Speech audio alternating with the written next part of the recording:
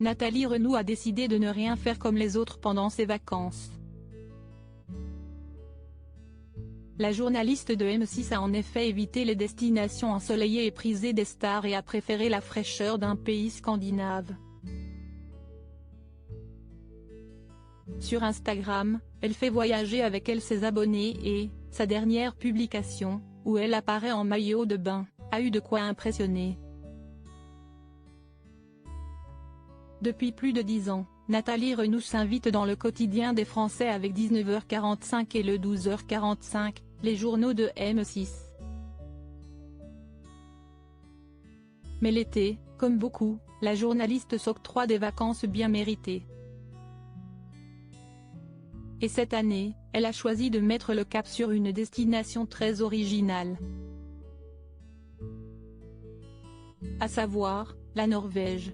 Dans ce pays scandinave aux nombreuses richesses et aux différents paysages incroyables, Nathalie Renaud a ainsi accepté de se priver de la chaleur estivale. Mais peu importe la dizaine de degrés seulement qui est comptée sur place, la jolie brune semble passer le meilleur moment de sa vie. En effet, comme elle le partage sur Instagram, Nathalie Renaud est tout simplement émerveillée par chacune des découvertes qu'elle fait en Norvège. Et là-bas, elle a même réalisé de grands défis. Au cours du week-end notamment, la présentatrice de 52 ans s'est par exemple littéralement jetée dans une eau glacée. En image, elle s'est dévoilée superbe dans son maillot de bain noir, une pièce en train de s'enfoncer dans la mer, le sourire aux lèvres.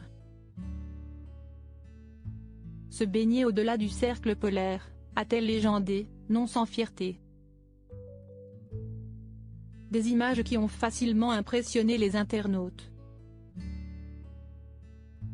Mamma mia, peur de rien Nathalie, quelle courageuse, l'eau doit être fraîche, waouh, je suis frigorifiée.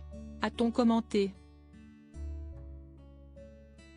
À travers ses différentes publications, Nathalie Renaud n'indique jamais si elle a fait le déplacement avec son compagnon, et patron, Mathieu No, ni avec leurs enfants Manuel et Juan.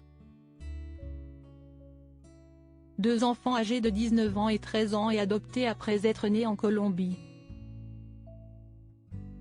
Lors d'une interview pour Téléstar parue en 2015, elle se confiait sur cette procédure qui a changé sa vie. Avec mon mari, Mathieu, nous ne pouvions pas avoir d'enfants biologiques et nous nous sommes tournés vers l'adoption. Il était prêt avant moi. Puis, un jour, j'ai lu un témoignage dans la presse écrite où une journaliste racontait son parcours. Ça a été le déclic.